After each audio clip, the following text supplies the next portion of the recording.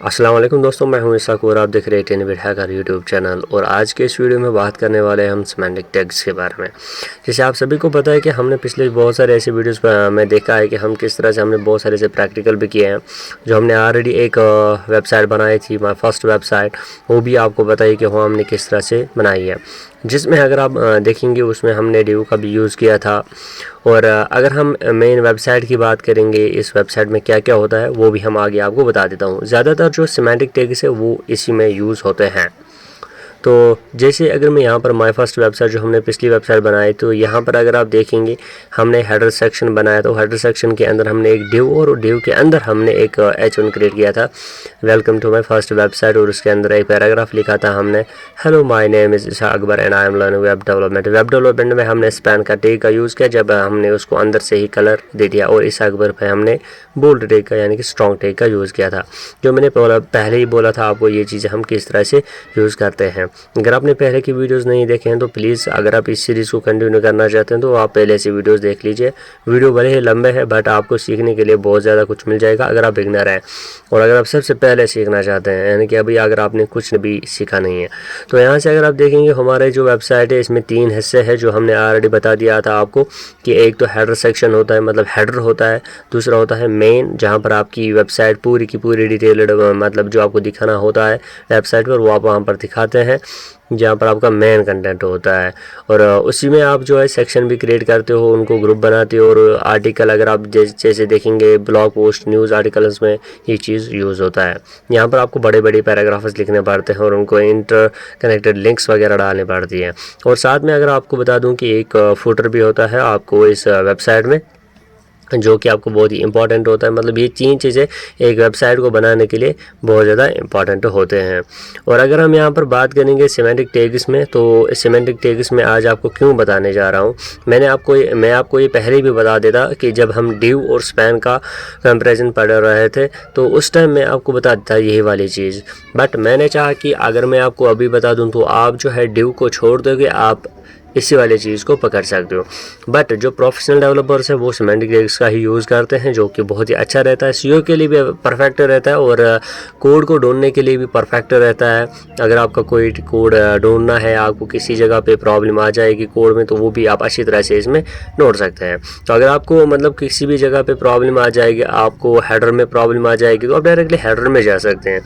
वैसे अगर आप डायरेक्टली कोड लिख सकते हैं, हेडर का कोई इस्तेमाल नहीं कर सकते हैं, तो वैसे भी आप क्रिएट कर सकते हैं। बहुत सारे ऐसे तरीके भी हैं, बट एक प्रॉपर तरीका, एक प्रोफेशनल तरीका, अगर आप किसी क्लाइंट के लिए बाद में कोई प्रोजेक्ट बना रहे हो तो उसको अगर आप जो है सारी चीज़ें अलाइन रखोगे, इसका लोगो अलग तरीके से रखोगे, या उसका जो गैलरी वगैरह जो नया बार होता है वो भी आप उसी में हेडर के साथ साथ ही रखोगे, तो उसका अलग तरीके से कोड लिखोगे, फुटर का अलग तरीके से लिखोगे, तो वो बहुत ही इंपॉर्टेंट और बहुत ही अच्छा रहता है उस चीज़ के लिए।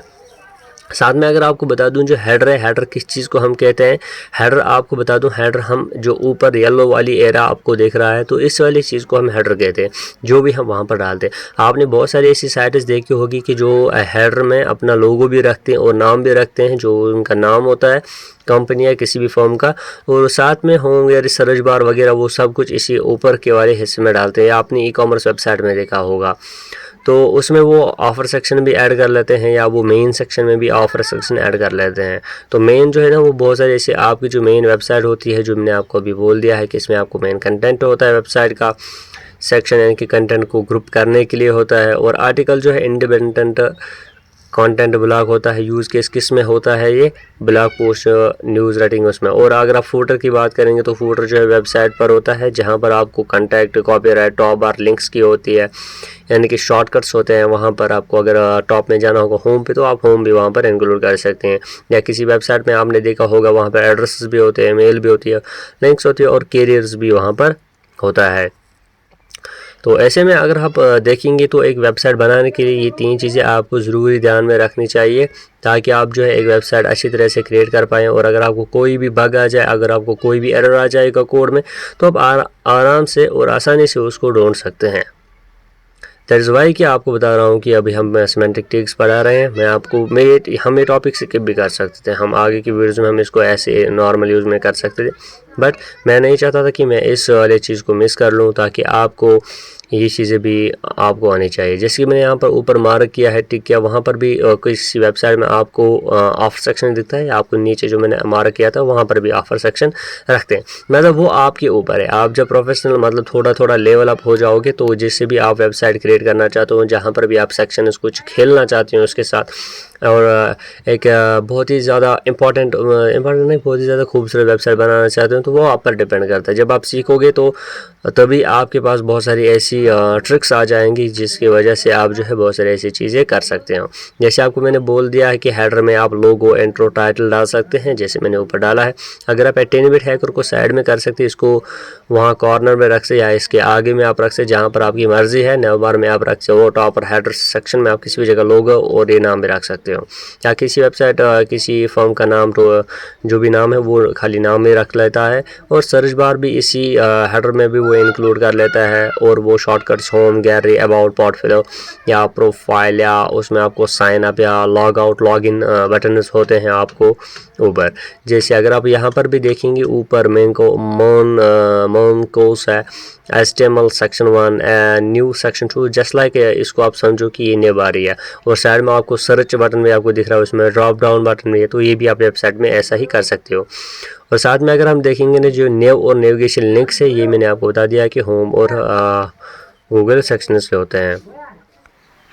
तो अगर मैं आपको दिखा दूं कि यहाँ पर हम सेमेंटिक टैग्स को एक लाइव प्रैक्टिकल के हिसाब से देखेंगे हमें क्या करना है। हम एक और वेबसाइट यहाँ पर बना देंगे, मतलब एक थोड़ी सी वेबसाइट बना कर देंगे आपको, जहाँ पर आपको ये लग जाएगा एक सेमेंटिक HTML, खाली इसमें HTML रहेगा, कोई CSS हम इसमें इंक्लूड नहीं करेंगे, क्योंकि अगर हम CSS इसमें इंक्लूड करेंगे तो आप कंफ्यूज हो जाते हो। जैसे आप पहले वेबसाइट में हो जाते, बहुत सारे बंदे कह रहे थे कि हम कंफ्यूज हो गए थे ऑफलाइन क्लास में। तो यहाँ पर अगर हम सेमेंटिक HTML जो है, इन्हीं चीज़ों का हम आपको बता देंगे कि जो मैंने ऑलरेडी टाइटल में लिखा हुआ है, मैंने ऑलरेडी फाइल क्रिएट की हुई थी। तो यहाँ से मैं बॉडी में अपना काम स्टार्ट कर लेता हूँ। तो बॉडी में हमें क्या करना है, सबसे पहले हमारी वेबसाइट जो है इसका हमारे पास क्या है, तो बॉडी है, और ऊपर जो सेमेंटिक HTML आपको ब्राउज़र में दिख रहा है वो टाइटल में आप जो लिखोगे वही आपको वहाँ पर दिखेगा। तो यहाँ पर मैं एक हेडर क्रिएट कर लेता हूँ, हेडर में एक क्रिएट कर लेता हूँ। चलिए यहाँ पर हेडर मैंने क्रिएट कर लिया है, हेडर मतलब टैग क्रिएट किया है। तो इसके अंदर मैं एक H1 लिखूँगा, मैंने H1 लिखा है। जैसे मैंने H1 लिखा, और साथ साथ मैं आपको ये भी बता रहा हूँ कि जब भी आप कोई टैग लिखोगे उसको ऑटोमेटिकली वहाँ पर, अगर आपने कोई ऑटोमेटिक वहाँ पर टैग क्लोजिंग रखा होगा रिव्यू कोड, तो प्रीव्यू कोड या रिव्यू कोड, वो जो बहुत सारे ऐसे हैं प्रेटिया वगैरह, वो जो है या किलो मैंने डाउनलोड करके रखा है, जिसकी वजह से मेरे ये सारी बहुत सारी ऐसी चीज़ें जो ऑटोमेटिक होती है। 10-bit हैकर मैंने लिखा है ऊपर, मानो कि ये ऊपर हेडर सेक्शन में आ चुका है। आया समझ आपको? मतलब जो हेडर में आप लिखोगे वो आपको वेबसाइट के टॉप में देखने को मिल जाएगा। अब बात है कि मुझे नेव भी इसी के साथ चाहिए, किसके साथ? हेडर के साथ ही। तो मैं यहाँ पर हेडर के नीचे एक नेव बार का क्रिएट कर लूँगा, नेव बार, NAVBAR, नेव बार। तो बट इसको हम NAV टैग से मतलब इसको दिखाते हैं, और इसके अंदर मैं एक एंकर टैग यूज़ करूँगा, A टैग, मतलब जो एंकर के लिए इस्तेमाल होता है, और हर्फ उसमें हैश ही रख लेते हैं। अभी हमारे पास कोई लिंक वगैरह नहीं है क्योंकि मैं आपको दिखा रहा हूँ। और उसके बाद होम में यहाँ पे क्रिएट करूँगा। होम के लिए आप देख सकते हैं बिल्लू वहाँ पर देखने को मिल जाएगा आपको वेबसाइट में। साथ में जो भी मैं यहाँ पर दूसरी लिंक क्रिएट करूँगा, वैसे जो भी क्रिएट कर लूँगा, तो सारे आप देख सकते हैं। कोर्सेज मैंने क्रिएट कर लिया, तो यहाँ पर आप देख सकते हैं कोर्स भी क्रिएट हुआ है। अब यहाँ पर एक और मैंने क्रिएट कर लिया है प्रोजेक्ट इसके लिए, और अगर मैं और भी चाहूँगा और भी कुछ क्रिएट करने के लिए तो आप कर सकते हैं, जितना आपको मर्जी है वो आप कर सकते हैं, बट आपको उतना ही करना है जो आपको वेबसाइट में अच्छा लग जाएगा। चलिए यहाँ पर कॉन्टैक्ट का भी मैं ऑप्शन यहाँ पर रख लेता हूँ। आया समझ आपको? ओके। तो एंकर टैग से जितने भी आप करोगे ये एक 1 बाय 1 आपको वहाँ पर देखने को मिल जाएंगे। अगर फिर उसके बाद स्टाइलिंग वगैरह वो जो होता है वो CSS से कर लेते हैं, क्योंकि हम HTML की बात कर रहे हैं अभी, HTML में पढ़ रहे हैं अभी। हमने कभी जो CSS अभी नहीं पकड़ा है इसमें, तो क्योंकि बहुत सारे ऐसे कन्फ्यूज़ होता है कि हमने HTML आधा ही छोड़ा है, आपने CSS पकड़ा है, तो इसलिए मैंने CSS को टच नहीं किया है इसमें। तो यहाँ पर दूसरा चीज़ क्या है कि वेबसाइट का मेन कंटेंट होता है हमारे पास। तो इस मेन कंटेंट के अंदर मुझे एक सेक्शन क्रिएट करना है। उस सेक्शन के लिए मैं क्या करूँगा, सेक्शन टैग का यूज़ करूँगा। उस सेक्शन के अंदर मुझे क्या करना है, मुझे अपना जो इसमें कोर्स मतलब जो मैं इसमें डालना है मुझे, तो यहाँ पर मैंने जो हेडर का सेक्शन वो कंप्लीट किया है। हेडर में जो नेवर वगैरह मैंने क्रिएट कर ली तो वो ऑलरेडी हो चुका है मेरा। तो अब मैं सेक्शन के अंदर H2 का यूज़ करूँगा, अबाउट अस लिखूँगा इसमें। तो मैं चाहता हूँ कि इसमें वेबसाइट में मुझे अबाउट अस पहले देखने को मिल जाएगा। तो मैं यहाँ पर आपको सिखाने के लिए कर रहा हूँ, वरना इस वेबसाइट में आप अबाउट अस किसी भी जगह यूज़ कर सकते हैं मेन कंटेंट में। तो यहाँ पर मैं क्या बोलता हूँ, अबाउट अस इसके अंदर मैं चाहता हूँ कि पी टैग का यूज़ करूँगा। क्यों, अबाउट आपको बड़ा देखने को मिल रहा है कि बड़ा टेक्स्ट और पैराग्राफ का टेक्स्ट आपको छोटा देखने को मिल रहा है। जैसे आपको ऊपर टेनिबिड हैकर वो वाला चीज़ आपको हेडर का हो गया और ये आपको सेक्शन का हो जाएगा। तो अगर आप एक चीज़ आपका यहाँ पर भी कर सकते हैं, आप आर्टिकल जो है यहाँ पर भी क्रिएट कर सकते हैं, आर्टिकल भी लिख सकते हैं। जैसे आपने न्यूज़ वाली वेबसाइट्स पे देखा होगा, न्यूज़ वाली जो न्यूज़पेपर भी अगर आपने देखा होगा तो उसमें जो टेक्स्ट वो बहुत ज़्यादा लंबा होता है। तो उस चीज़ के लिए हम आर्टिकल का यूज़ करते हैं। या आपने कोई ब्लॉग पोस्ट पढ़ा होगा है, जो अगर हम यहाँ पर लेटेस्ट ब्लॉग के लिए आप H2 यूज़ करेंगे आर्टिकल टैग के अंदर ही, तो H2 टैग का यूज़ करेंगे, उसके अंदर लेटेस्ट ब्लॉग लिखेंगे और लेटेस्ट ब्लॉग के नीचे आप जो है पी टैग का यूज़ कर सकते हो और उसमें ब्लॉग लिख सकते हैं अपना, जितना आपका ब्लॉग है उतना आप लिख सकते हैं।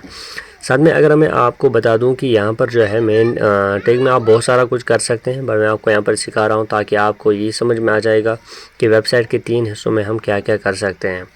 उसके बाद आता है फुटर। फुटर में आप क्या कर सकते हैं, फुटर में आप जो है बहुत सारे ऐसे कुछ लगा सकते हैं, कॉन्टैक्ट्स लगाते हैं। आप इसमें भी सर्च बार को ऐड कर सकते हैं, जो आपने न्यू बार क्रिएट किया है वो लिंक्स आप इसमें भी लगा सकते हैं। बट जैसे आप आगे आगे जाएंगे और वो करते जाएंगे तभी आप जो वो सारा कुछ कर सकते हैं। यहाँ पर मैंने पी टैग के अंदर एम्परसेंड कॉपी, और जिसकी वजह से ये मुझे सी क्रिएट हो चुका है सर्कल में, और उसके बाद 2026 टेनिबिड हैकर और राइट्स रिजर्वर्ड, जैसे आपने बहुत सारे साइट्स में देखा होगा। इस वाले साइट में अगर आप देखेंगे यहाँ पर मैंने इसको कलर जो है इसलिए रखा है ताकि आपको समझ आ जाएगा कि क्योंकि मैंने यहाँ पर CSS का यूज़ किया था, इनलाइन CSS का। तो इसी वजह से आपको ये चीज़ें दिख रही थी उस वाली वेबसाइट में, और ये वाली वेबसाइट बिल्कुल प्लेन है, खाली HTML है इसमें। अगर आप किसी भी वेबसाइट को देखोगे, अगर उसका CSS और बाकी खाली HTML रखेंगे तो वो इसी तरह से देखने को मिल जाएगा।